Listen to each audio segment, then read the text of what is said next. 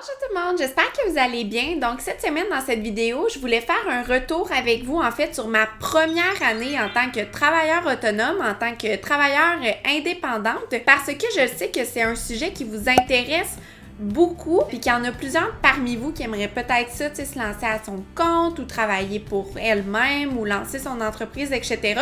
Donc, je me suis dit que ça allait être peut-être intéressant de vous parler en fait de mon parcours, de mon processus, puis qu'est-ce qui a fait en sorte que j'ai pu en fait quitter mon travail à 25 ans seulement. Donc, je vais tout vous partager ça dans cette vidéo. Donc, pour commencer, je vais vous parler un peu de mon cheminement. Donc, on va reculer il y a environ 5-6 ans. Donc, à ce moment-là, j'étais à l'université, j'étais aux études. Puis, comme vous le savez probablement, j'ai accumulé beaucoup de dettes que ça m'a pris environ 2 années et demie à rembourser. Donc, une fois que j'ai remboursé l'entièreté de mes dettes, j'ai vraiment travaillé très, très fort pour comme bâtir un peu ma santé financière parce que là, ça faisait plusieurs années que j'étais endettée, puis j'ai remboursé mes dettes. Ça m'a pris 23 mois le faire. Donc, j'étais vraiment comme au point zéro. Donc, mon compte bancaire, j'étais vraiment comme...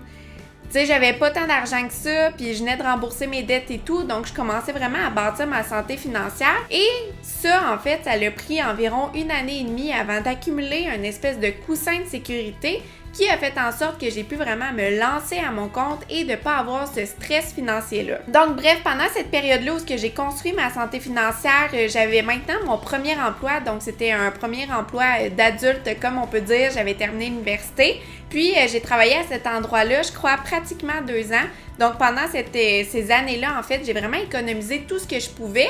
En fait, j'ai continué de vivre comme au moment que je remboursais mes dettes. Donc, j'ai continué d'adopter le même rythme de vie, le même style de vie pratiquement. Donc, ça m'a permis d'économiser plusieurs centaines de dollars par mois pendant plusieurs mois, ce qui a fait en sorte que j'ai pu vraiment me construire un bon coussin et de plus vivre ce stress financier-là. Donc, à 25 ans, j'ai décidé de passer à autre chose. Ça faisait un moment que je pensais à travailler pour moi, à me lancer à mon compte. J'avais déjà le blog qui fonctionnait très bien. Donc, c'est vraiment comme j'ai pris cette décision-là. Ça a pris quelques mois que ça mijotait dans ma tête et tout. Puis là, un matin, je me suis dit, j'ai les sous pour me lancer à mon compte. Donc, j'ai vraiment décidé de quitter mon travail à 25 ans et vraiment de me lancer dans le néant. Et aujourd'hui, 1 année plus tard, je regrette pas du tout ma décision. Donc, pourquoi en fait j'ai décidé de devenir travailleur autonome et de travailler pour moi-même? En fait, j'ai toujours aimé travailler pour moi, être ma propre boss. Donc, je me souviens à 15-16 ans, j'avais comme ma mini-entreprise parce que je voulais donc travailler.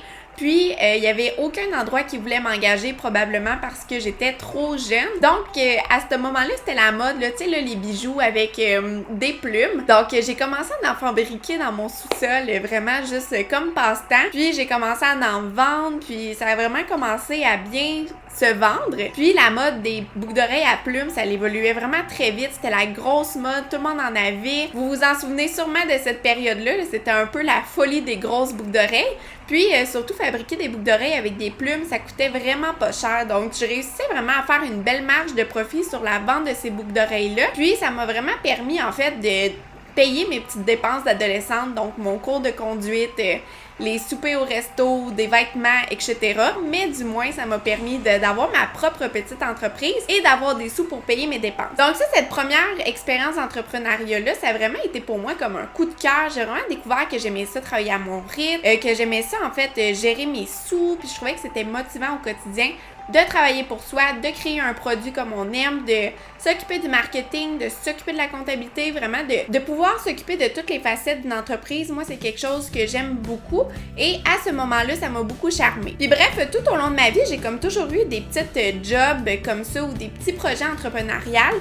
J'ai toujours eu comme un travail en boutique ou un travail en restaurant ou quelque chose comme ça, mais à côté, j'avais comme toujours mon projet entrepreneurial. Donc, j'ai fait des bijoux. Après ça, j'ai fait une formation pour faire du home staging. Donc, du home staging, c'est on met belle les maisons pour les vendre. J'ai fait ça pendant 2 ans, puis après ça, ça a commencé le blog. Donc, j'ai comme toujours eu plein de projets en même temps. Par contre, avant d'aller plus loin, il faut souligner les points négatifs d'être travailleur autonome parce que c'est pas juste rose et c'est pas juste beau. S'il y en a parmi vous qui l'êtes, probablement que vous les connaissez déjà. Faut commencer avec les rentrées d'argent. Donc, quand on travaille pour soi-même, il y a un gros point négatif et c'est que tu sais jamais d'avance c'est combien de sous que tu vas gagner. C'est sûr que versus un emploi où ce que tu sais exactement tous les montants que tu vas avoir chaque semaine, puis c'est la même chose 52 semaines par année, c'est sûr que quand tu tombes travailleur autonome, il y a ça à considérer. Aussi, quand tu es travailleur autonome, t'as pas vraiment d'avantages sociaux puis t'as pas de fonds d'épargne commun d'entreprise. Aussi, être travailleur autonome, ça fait en sorte que tu as plus de difficultés à emprunter, par exemple, pour une maison parce que tu représentes un risque plus grand pour les institutions financières. Mais sinon, je vous dirais, ça, c'est vraiment les 3 principaux points négatifs. Là. Le reste, je trouve que c'est que positif. Donc là, maintenant que ça fait une année que je suis travailleur autonome, que je travaille pour moi et tout, je vais vous parler un peu de l'organisation de mes journées et comment ça se passe parce que c'est fou, mais en une année, il y a quand même beaucoup de choses qui changent. Donc moi, avant, je travaillais de 8h à 5h avec 1 heure de pause en plein milieu quand que j'étais employée. Et ça, c'est comme un rythme de travail que j'ai gardé vraiment pendant plusieurs mois. Donc pendant plusieurs mois, j'ai continué de me lever à 8h, de terminer à 5h, de prendre 1 heure de repas en plein milieu de ma journée. J'ai eu comme beaucoup de difficultés à me départir de cette routine de travail-là. Mais maintenant, j'essaye d'aller un peu plus à mon rythme, puis selon mes envies, selon mon inspiration et tout. Donc maintenant, ça ressemble plus à une journée. Je vais commencer à travailler entre 8h et 9h, selon comment que je dors le matin, etc. Puis, tu sais, le midi, des fois, je prends 30 minutes de pause, des fois, je prends 45 minutes de pause, 1 heure de pause. Ça m'arrive des fois de prendre 1h30 de pause quand que j'en ressens vraiment le besoin. Et ça me permet de recharger bien mes batteries pour pouvoir continuer de travailler l'après-midi. Et sinon, l'après-midi, j'essaye de terminer de travailler entre 3h et 5h. Puis, comme ça me permet de pouvoir profiter du reste de la journée et de faire un peu les passe-temps que j'aime faire, comme la lecture ou cuisiner. Selon moi, si je réussis à faire autant de choses dans une journée et d'accomplir mes objectifs, c'est parce que je me fais des listes, je m'organise, je sais qu'est-ce que j'ai à faire et tout. Donc, j'organise mon horaire, en fait, dans Google Agenda. C'est un outil gratuit. Puis, je me fais des listes à côté de choses à faire, de contrats effectués et tout. Puis, ensuite, chaque semaine, j'organise mon horaire en fonction des tâches que j'ai à faire. Et surtout, je me fixe des objectifs pour être sûre d'accomplir tout ce que j'ai besoin de faire dans une journée. Aussi, je me concentre sur qu'est-ce qui est vraiment important. Donc ça, j'en ai parlé dans un article sur le slowpreneur, ça s'appelle. Donc, il y a plusieurs choses que j'ai décidé d'arrêter de faire dans mon quotidien pour vraiment me concentrer sur les choses qui sont importantes pour moi et pour vous. Donc maintenant, on va parler de la question financière parce que je le sais que vous voulez que je vous en parle.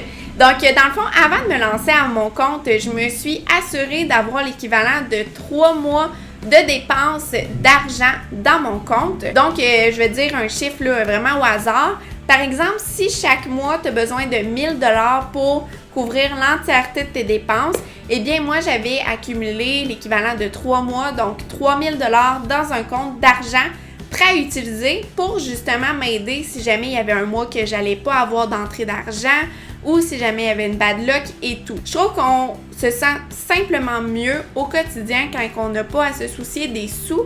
Donc, pour moi, juste avoir un coussin de sécurité comme ça fait une grande différence au quotidien. Sinon aussi, qu'est-ce que je fais pour gérer l'argent que je gagne, en fait, avec le blog? Donc, je me fais un fichier.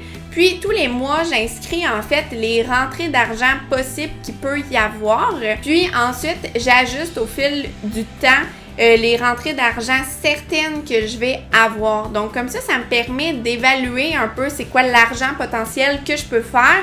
Et aussi, ça va être quoi, dans le fond, l'argent qui va me revenir à la fin du mois. Aussi, en étant travailleur autonome, c'est peut-être différent en France, mais c'est 40% du montant que je reçois que je mets dans un compte à part pour payer les impôts à la fin de l'année. Selon les montants d'argent qu'on peut faire, le pourcentage, il peut vraiment varier, mais moi, je préfère vraiment mettre plus de côté pour pas avoir une mauvaise surprise à la fin de l'année. Donc, pour continuer la catégorie finance, dans le fond, c'est important de savoir que je continue de vivre avec moins parce que, justement, la somme que je reçois tous les mois, ça varie tellement d'un mois à l'autre qu'en vivant en dessous de mes moyens, en fait, je suis certaine que tous les mois, j'ai la somme minimale que j'ai de besoin pour payer l'entièreté de mes dépenses. Donc, on parle du loyer, le cellulaire, l'électricité, l'épicerie, etc. Aussi, les premiers mois que j'ai été travailleur autonome, ça a été les plus difficiles, puis c'est normal parce que c'est comme les mois de transition. Donc, c'est le temps d'essayer de trouver des contrats, puis de trouver un équilibre aussi dans tout ça. Donc, les premiers mois, j'avais vraiment comme juste le minimum pour vivre, là, le minimum de sous pour payer mes dépenses. Mais moi, j'étais contente parce que j'avais pas besoin d'aller piger dans mon fonds d'urgence et surtout, je m'endettais pas non plus. Pour moi, ça, c'est super important. Donc, dans le fond, je suis comme restée stable un peu pendant quelques mois. Et à la suite, ben là, les choses se sont placées et j'ai commencé à avoir un petit peu plus de contrats, ce qui m'a permis, en fait, de commencer à économiser un peu plus. Et sinon, cette première année de travail autonome-là, ça m'a permis d'accomplir plein de rêves, plein de choses, plein de réalisations que je voulais faire depuis des années. Je peux pas trop encore vous en parler, mais je vous dirais que dès cet automne, il y a plein de choses, plein de nouvelles, plein de trucs, plein de projets que je vais vous annoncer. Donc, vous regarderez ça. Si vous ne me suivez pas sur Instagram et Facebook, je vous invite fortement à le faire parce que ça va être principalement là. Et même sur YouTube, je pense que je vais faire les annonces. Donc, bref, ça m'a permis de réaliser plein de projets, des rêves que j'avais depuis que j'étais toute petite et tout. Donc, j'ai vraiment hâte de pouvoir vous en parler davantage. Mais surtout, qu'est-ce que j'aime le plus en travaillant pour moi-même, c'est que je peux vraiment aller à mon rythme et faire les choses quand j'en ai envie, de vraiment suivre, on dirait, mes énergies, mes flots d'inspiration. Puis ça, pour moi, c'est vraiment important parce qu'avec le blog, faut le dire, c'est beaucoup créatif, c'est beaucoup des idées et tout. Donc ça, c'est difficile quand même à avoir puis de toujours être inspiré et tout. Faut comme être dans une espèce d'état d'esprit assez bien. Puis tu sais, quand on est triste ou quand ça va pas bien et tout, la créativité vient pas naturellement. Donc, pour conclure, cette première année de travail autonome a été pour moi vraiment un charme. Donc, j'ai adoré ça, j'adore ça. Mon projet, c'est encore de continuer dans cette voie-là. Je pense pas retourner, en fait, en entreprise ou quoi que ce soit d'ici bientôt parce que je suis vraiment en amour, en fait, avec mon travail et je fais un peu le travail de mes rêves avec le blog, la rédaction, les vidéos et tout. Et surtout, je dois vous remercier, vous, parce que si je peux réaliser, en fait, ma passion puis vivre de ma passion, vivre de mes rêves, c'est vraiment grâce à vous, grâce à votre soutien, grâce à tout ce que vous faites, puis vos interactions, puis de parler des contenus que vous voyez sur le blog et tout.